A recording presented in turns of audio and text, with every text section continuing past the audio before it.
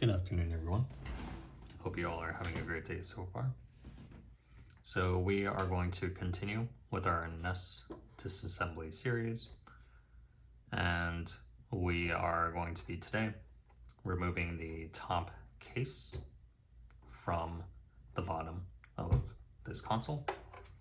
We are going to be taking a closer look at the cartridge loading mechanism, as well as the top of the motherboard. The manner in which we are going to proceed doing this is by flipping the console over, and once we do so, we can see that there are 1, 2, 3, 4, 5, 6 holes, which each populate a crosshead screw. Now, the tool we are going to be using to remove these screws is going to be this commonly found crosshead screwdriver. I'm choosing to use a thinner type of screwdriver here so that it could fit into the holes. Typically, if you are using a kit like this for disassembly, something you will find is that the tip of these screwdrivers has this outer housing that may fit into some of the holes, but not necessarily into others. So if you try to apply too much force, then that could give you some problems. So with that being said, I will make sure that this closes appropriately. And we will go ahead and proceed to disassembly the console. It does not necessarily matter in which order you remove the screws. We will go ahead and start from the bottom left here. Once our screw finds purchase, it can go ahead and twist to the left to remove the screw.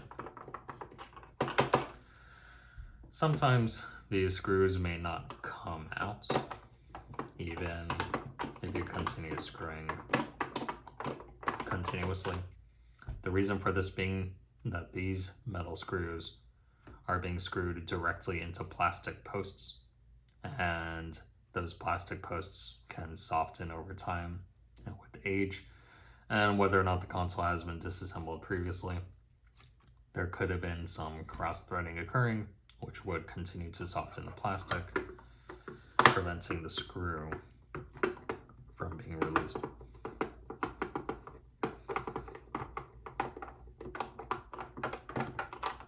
So once we remove all of these screws, to mitigate that, we will simply turn the console over, give it a little shake, and have these screws hopefully fall down directly onto the mat. If for some reason the screws still refuse to come out of their posts, we can go ahead and address that when the time comes.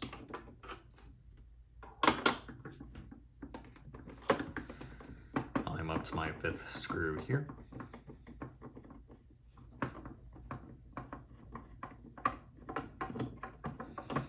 Something to keep in mind is that these screws are longer than you may think. So it is better to think you are over loosening rather than not doing enough. So before you flip over the console, I just like to give it a little shake on the edges to get an idea of how close I am to removing the console. And it looks like moving toward the top from this edge and the top from the opposite edge. It looks like the console's top can now be removed for the rest of the case. So we will gently lift the top of the console,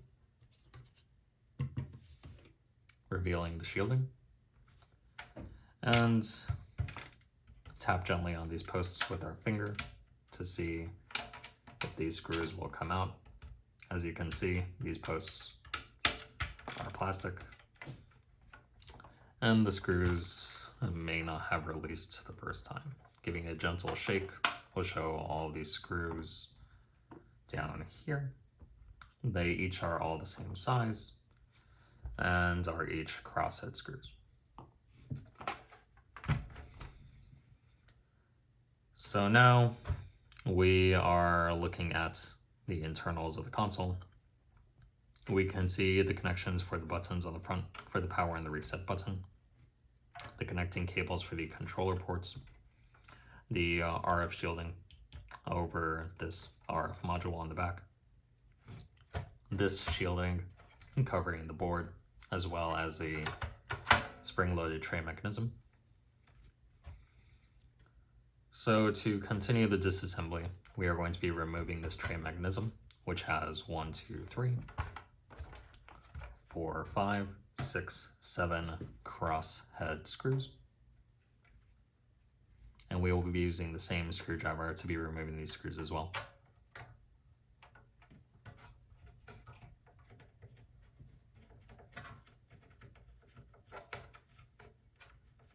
Something that I will recommend while working on consoles or anything in general, if you can, is to have a magnetized screwdriver so that if one of these screws were to fall within the recessed cavity, you would not need to wait and disassemble the entire thing before you can get that screw.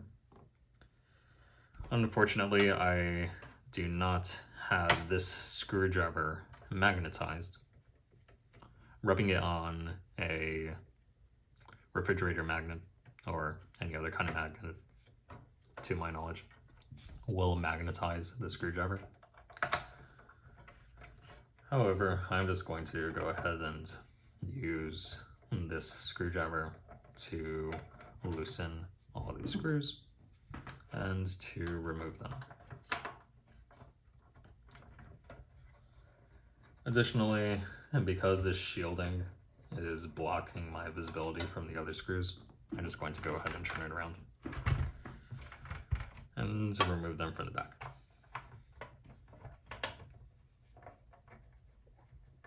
Better to do that so I don't have my head blocking the video.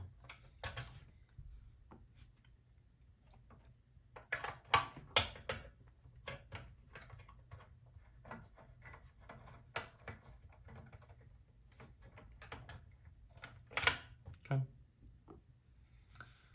Now that's all of those 7 screws, 1, 2, 3, 4, 5, 6, 7, have been removed. We can go ahead and gently move the shielding from side to side just to see how it is oriented on the board. And we can see here that a little bit of the shielding goes under this metal piece. So as we shake it gently side to side, we can lift it up from one edge, pull it gently towards us, and then lift the rest of the shielding out and place it to the side. And now we have an internal view of the spring-loaded tray mechanism, the manner in which it locks and releases. We also have a partial view of the top of the motherboard here. So the way this tray mechanism works, or at least it seems to work, is that when a cartridge is placed into the tray mechanism, so you open the flap and you insert the cartridge, it would press into the slots at a slanted angle. When you press it down, as you would a videotape inside a VCR, and it clicks into place, now the cartridge has went from a slanted angle to one which is parallel with the board. On the back of this cartridge connector, we can see that there are these pins which are connected to another slotted connector which is connecting directly into the motherboard. We will see more what that looks like in the third part of the series. And that is how data is primarily transferred from this cartridge to the board, as when it changes its elevation from being slanted to being parallel with the board, the contacts on this game pack make more contact with the pins on the opposite side of this connector. So, that being said, let's go ahead and remove this cartridge. And now we can remove the spring-loaded tray mechanism so that we can take a closer look at the top of this board, as well as the slanted orientation of this cartridge connector. So this spring-loaded tray mechanism has 1, 2, 3, 4 crosshead screws. We are going to continue to be utilizing the same screwdriver as we did for the other screws to remove this spring-loaded tray mechanism. Once again, if you do not have a magnetic screwdriver, I would strongly advise to be careful that you do not lose these screws inside the bottom. Otherwise, you would either need to turn it over and shake the console so that the screws fall out, or you would need to fully disassemble it to get to the screws as well. Or you can also use one of those extended magnets pointer tools to go ahead and pick up the screw as well. A few different ways to do that.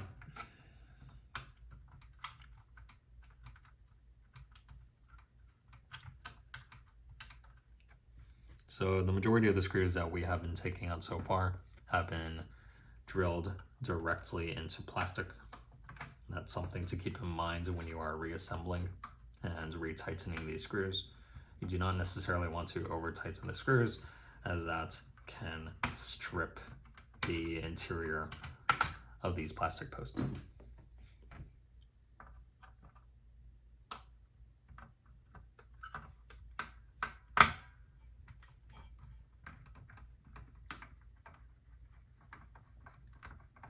Okay.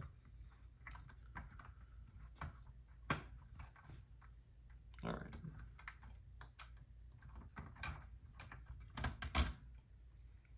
So something to keep in mind is that the top two screws of this tray are slightly longer than the bottom two screws connecting that spring-loaded tray mechanism. The longer screws are going to go in the top and the shorter into the bottom.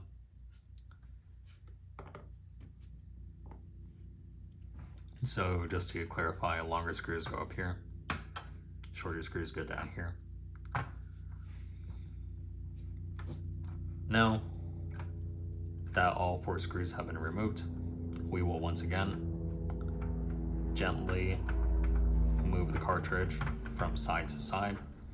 Below this spring-loaded tray mechanism, there's a plastic lip that is going underneath this board. So we are going to gently pull this towards us until that lip clears the board, and then continue to gently pull forward until the edge of this connector clears the face of this base plate. Continue gently pulling forward until the tray mechanism is released. We can go ahead and place this to the side, giving us a better look of the top of the motherboard, as well as the cartridge connector. So firstly, if we take more of a side look at the cartridge connector, we could see the shape is oriented in a topward, diagonally pointing direction so that it can accommodate the manner in which it was designed to load the cartridge. If we take our cartridge again, we can see that when we open the flap of the console, if you can imagine that we are opening the flap here, inserting the cartridge, at first it's going to be inserted at the same angle as this cartridge connector. When it is fully inserted, it is diagonal. And then, when the tray mechanism is locked into place, that would make the cartridge parallel to the board, thereby making the contacts on the cartridge parallel to the connector as well, thereby making better contact with the pins. Or at least that's my prevailing theory. So typically, if the contacts are tight enough on the console, then you can simply insert it directly here. And even if it were not clicked into place, it would make adequate contact with the pins to display the image, transfer the data, play the game. However, over time, with so many insert out, take out, insert, take out, insert, take out, as you continue to repeat that, these pins become less and less tight and they begin to weaken, in which case it would be more prudent to press down and lock the cartridge into place as it was intended, so that it can make adequate contact with, so that the pins on the cartridge can make adequate contact with the pins on this cartridge connector, thereby providing a better connection. Let's go ahead and remove this and take a closer look at the top of this board. So the main components of this board, such as the central processing unit and everything else, are going to be on the other side. However, for now, we can take a look here, and what I can see so far is just some dried flux, maybe some dusts, some dirt. And I don't necessarily see any causes for concern here.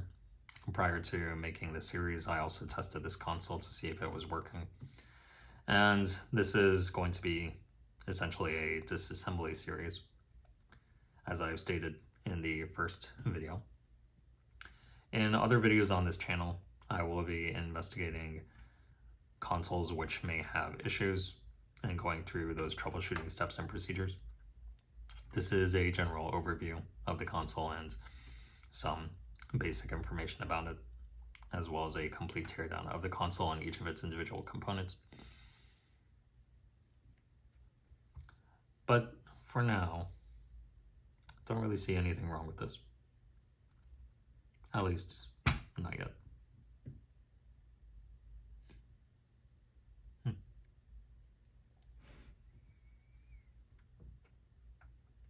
However, if you believe that there is something that I can possibly take a closer look at, despite the console working perfectly, then feel free to let me know, and I can go ahead and fault test this and see what else can be investigated. So, in the next video of this series, we are going to be removing the motherboard and taking a closer look at this cartridge connector and the other components on the other side of this board, as well as the buttons, the controller ports, and all of the components underneath this RF shield. Thank you.